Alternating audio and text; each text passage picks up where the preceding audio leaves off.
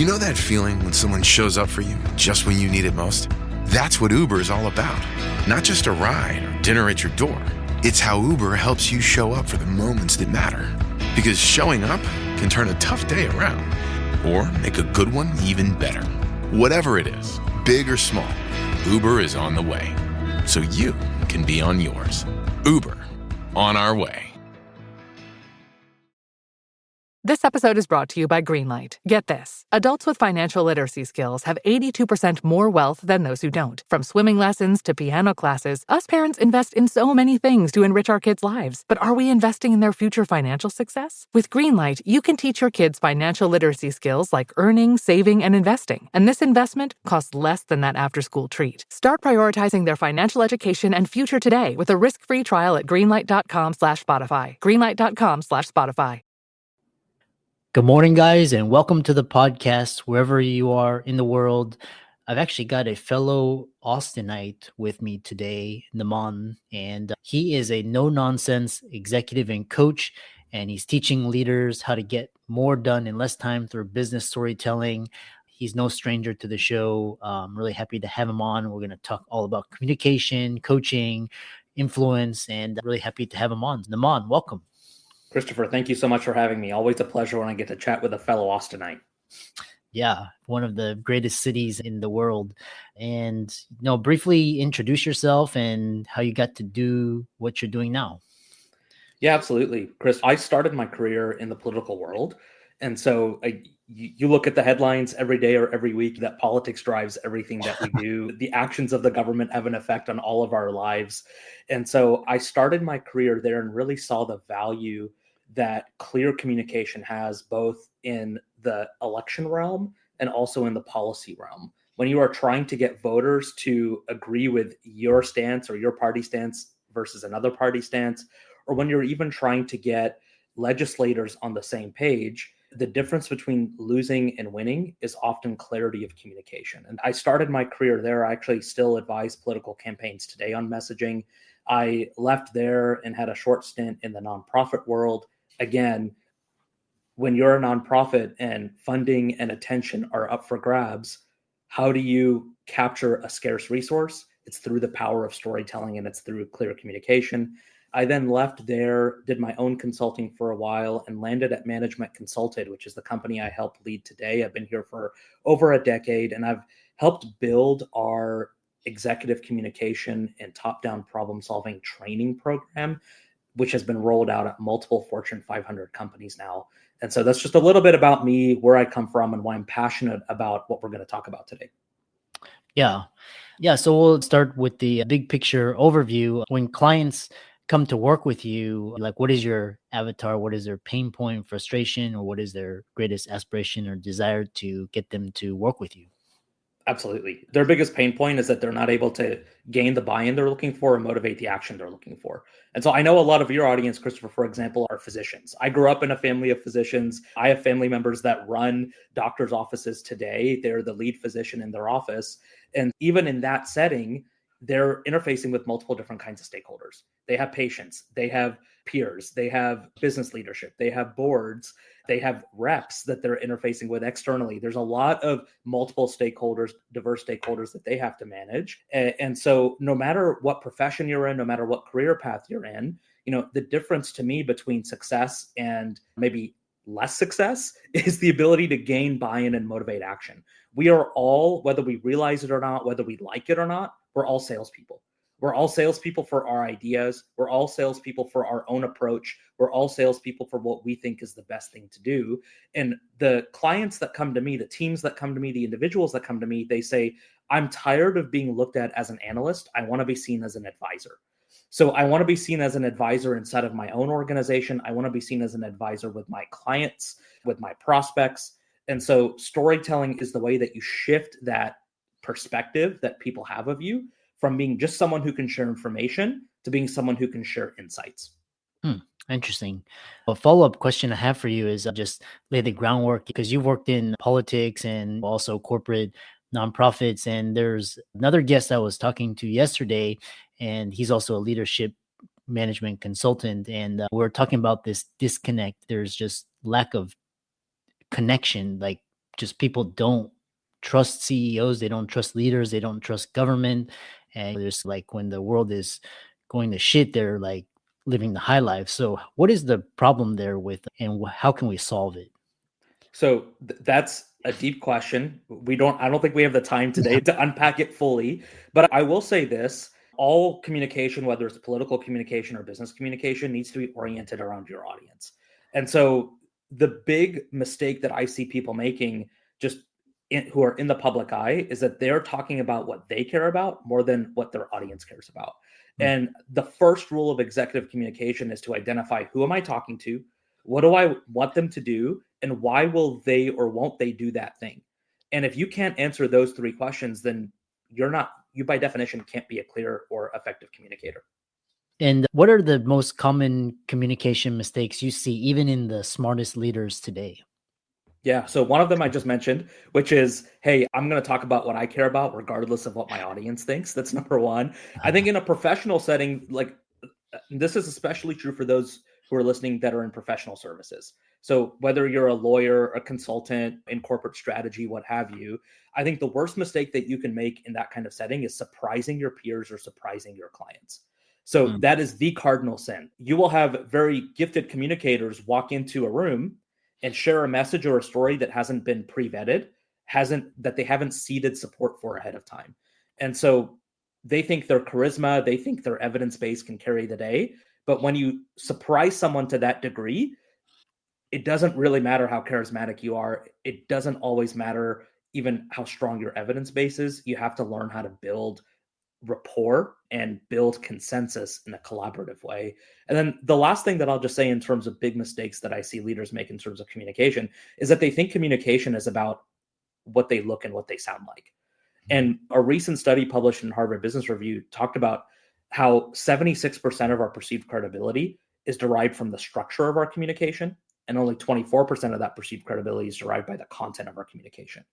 And so a lot of leaders I know spend 95% of their time focused on content and only 5% of their time focused on structure, where if they first figured out how they wanted to structure their communication, the content would naturally fall into place.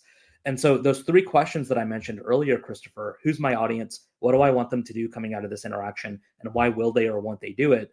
That's how you start to structure your communication and determine the right content to include. Interesting. The other thing that I noticed, I've been out of the corporate world for almost 9 years now. And the one thing that I found very amusing was every time there's something, it's like a platitude, or you hear people on TV and the news, they're just like sounding robotic and rehearsed and just talking non sequiturs. So how do you help leaders communicate clearly without sounding robotic or rehearsed? Yeah. So the short answer, Christopher, is it's practice. And one of the things that when I work with clients one-on-one and we're working on big presentation prep or communication prep, one of the things that we'll do is we'll put a high-level script together that's not word for word what you should say, but bullet points that act as signposts as you're talking.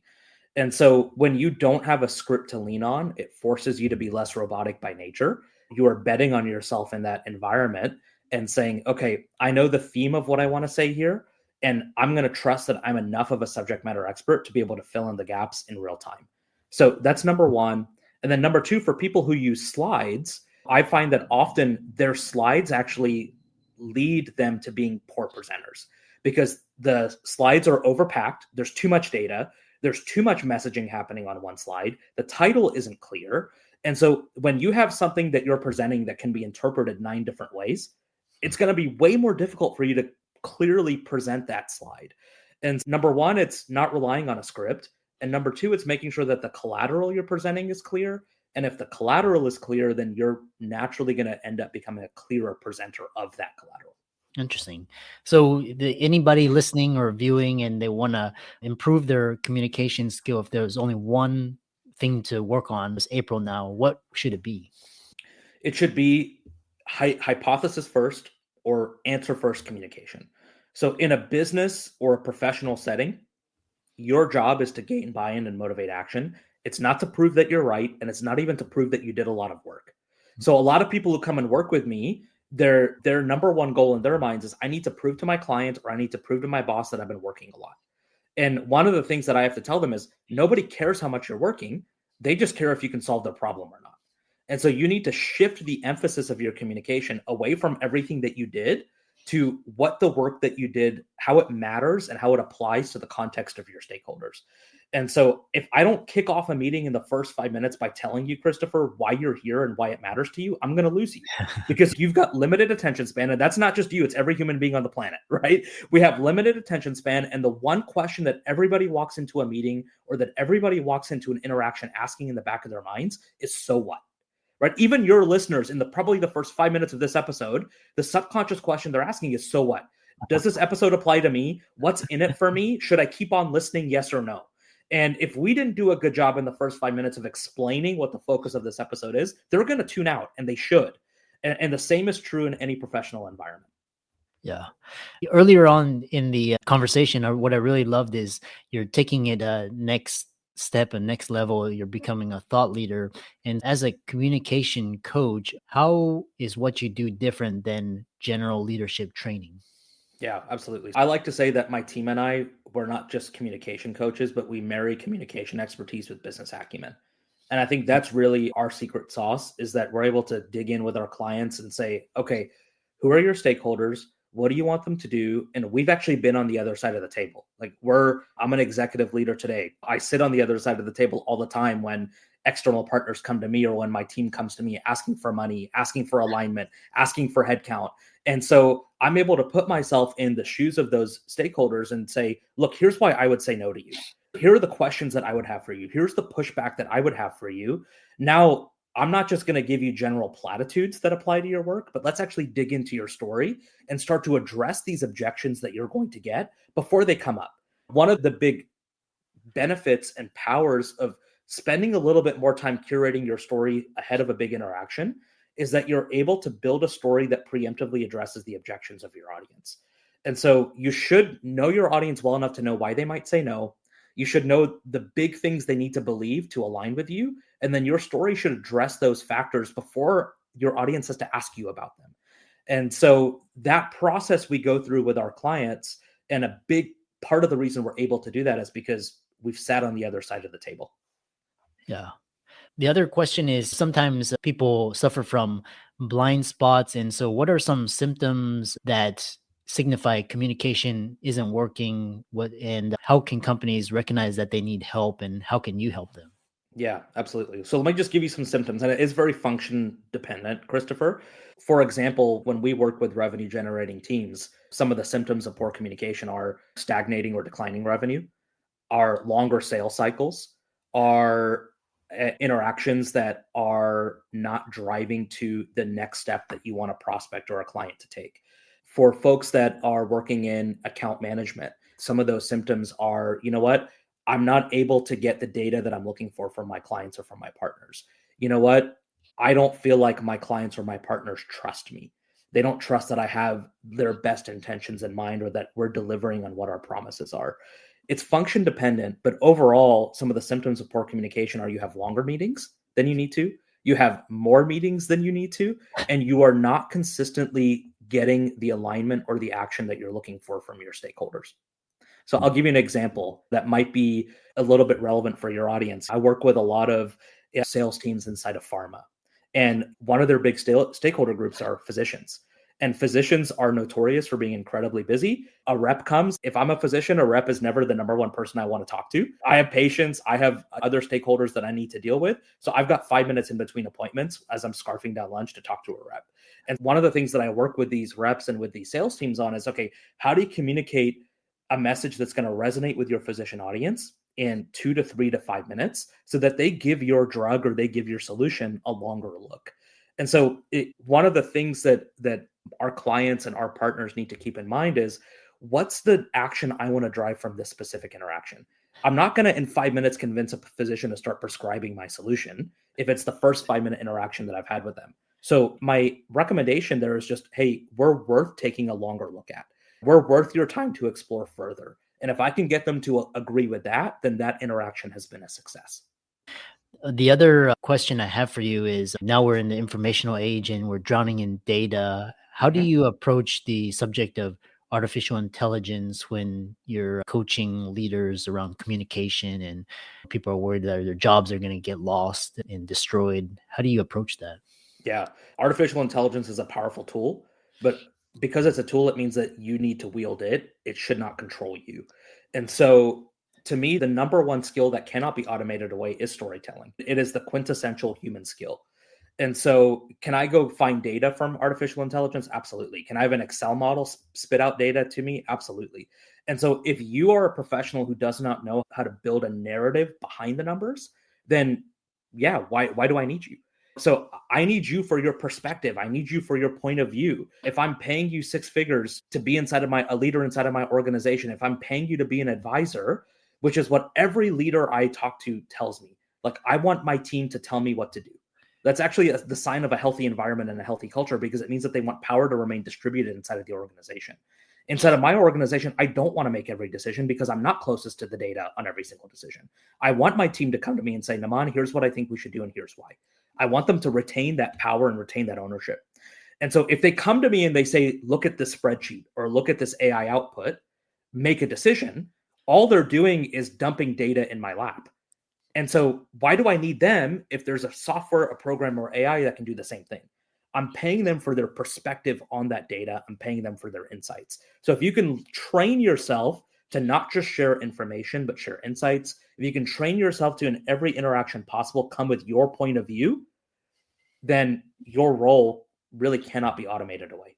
And what kind of results have you seen in clients that have benefited from your communication coaching and preparing for high stakes moments like board presentations and so on? Yeah, so high level, Christopher, our clients have seen over $100 million in cumulative impact. That means that they've seen millions of dollars of additional revenue generated because we've worked with their revenue generating teams to clarify the story and clarify the value proposition for each customer segment that they're targeting.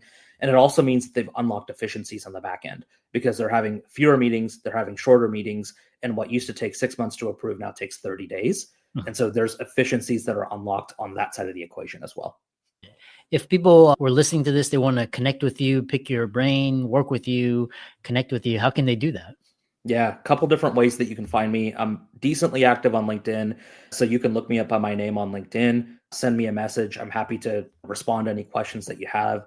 You can also check out our company. Our company is called Management Consulted, and you go to managementconsulted.com. You'll learn more about us, more about some of the approaches and the frameworks we teach, more about some of the clients who we partner with, and you can find out more about how to get in touch with us at managementconsulted.com. Yeah, excellent. I really enjoyed this conversation and really a lot of valuable insights and advice. And thanks so much for coming on. Appreciate it. Thank you.